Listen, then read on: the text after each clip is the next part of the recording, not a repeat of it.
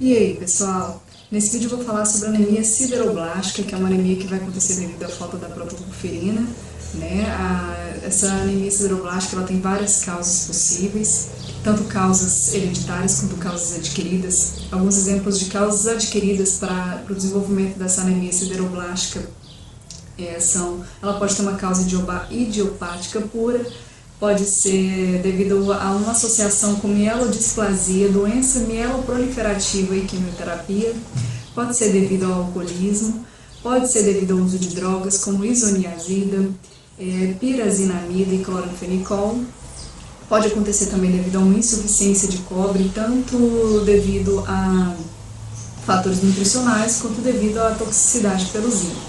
E pode acontecer também devido a uma hipotermia. Tá? São possíveis causas para essa anemia sideroblástica que vai desencadear, então, falando um pouquinho mais sobre a patogenia dela, um defeito mitocondrial, que vai gerar ali um déficit da síntese de hemoglobina e vai desencadear um acúmulo de ferro na mitocôndria das células eritrocitárias. Em relação aos achados laboratoriais da anemia sideroblástica hereditária, a gente tem ali uma anemia microcítica e hipocrômica, Se você não tem protoporfirina, você não consegue formar hemoglobina adequadamente, então essa célula, além de ficar pequena, ela fica hipocrômica. Você vai ter que o ferro sérico dela vai estar aumentado, Porque esse ferro ele não vai estar se ligando à protoporfirina para formar hemoglobina, Nesses pacientes, então vai estar sobrando ferro.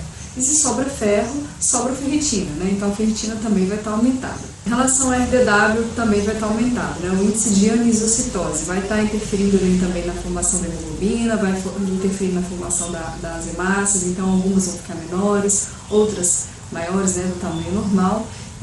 Isso vai interferir, então, no índice de anisocitose, gerando o aumento do RDW desse paciente, Ele se altera em duas situações, anemias carenciais e na anemia sideroblástica.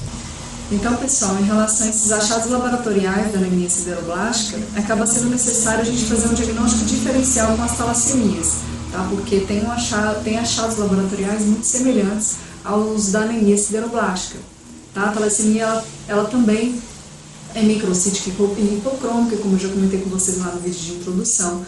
Ela vai ter um aumento do ferro sérico também, Porque se você não tem globina para formar hemoglobina, acaba formando ferro, Se você tem um aumento do ferro sérico, você tem um aumento da ferritina, tá? Então tudo isso vai estar igual. Os achados laboratoriais da anemia sideroblástica.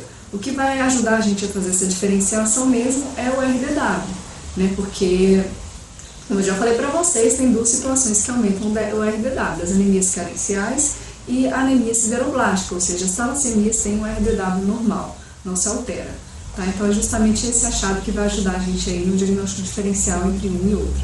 Sobre a anemia sideroblástica adquirida, esses achados laboratoriais não são tão válidos, porque a principal causa de anemia sideroblástica adquirida é o uso de álcool, tá? O alcoolismo. E como eu já comentei com vocês lá no vídeo de introdução às anemias, o alcoolismo ele gera um aumento das hemácias, tá? Então, na anemia sideroblástica adquirida, devido ao alcoolismo, esse paciente não vai desenvolver uma anemia microcítica e hipocrômica. A anemia dele será macrocítica e hipocrômica. Em relação à hipocromia, não tem alteração, tá? Porque a dificuldade de formação das hemoglobinas permanece. O diagnóstico definitivo da anemia sideroblástica, o diagnóstico padrão ouro, é através da aspirada da medula óssea, que vai proporcionar para a gente a visualização do sideroblasto em anel. O que são os sideroblastos em anel? São os progenitores das hemácias que vão estar ali dentro da medula óssea, e portanto são células nucleadas. Então a gente consegue visualizar ali aquela célula, o núcleo dela, e em volta daquele núcleo a gente consegue observar várias mitocôndrias que circundam o núcleo, cheio de pigmentos de ferro dentro dessas mitocôndrias, porque são as mitocôndrias que formam as hemoglobinas. Então, esse ferro que está sobrando, ele fica todo dentro ali daquelas mitocôndrias que ficam em volta do núcleo da célula e formam o anel. Então, são esses os sideroblastos em anel, que são progenitores das hemácias, células nucleadas. Em volta desse núcleo, a gente tem ali o anel, que são os pigmentos de ferro dentro das mitocôndrias. Agora, no esfregaço de sangue periférico, a gente consegue visualizar o corpúsculo de Pappenheimer, que é a presença de ferro, de fragmentos de ferro no interior daquelas hemácias. Sobre o tratamento da anemia sideroblástica, existem duas preocupações que nós devemos ter, tá? Primeiro, que é a correção da anemia, e segundo, que é a prevenção da hemocromatose. Sobre a anemia, é possível a gente fazer uma correção da anemia sideroblástica hereditária em até 40 a 60% dos casos com a piridoxina, que é a vitamina B6, com doses suprafisiológicas dessa piridoxina, né? As doses indicadas, então, são de 100 a 200 mg por dia por 3 meses.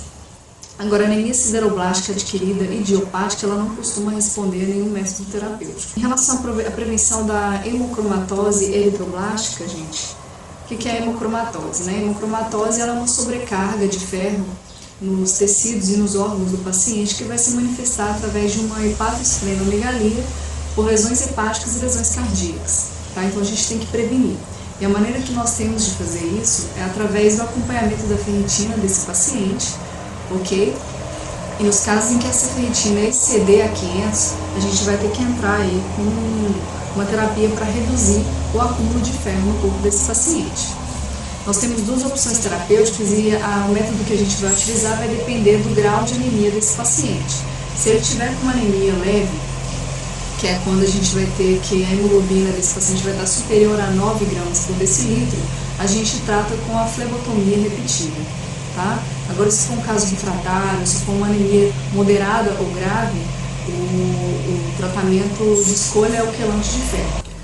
A desferoxamina na dose de 40 mg por quilo dia subcutânea em infusão contínua.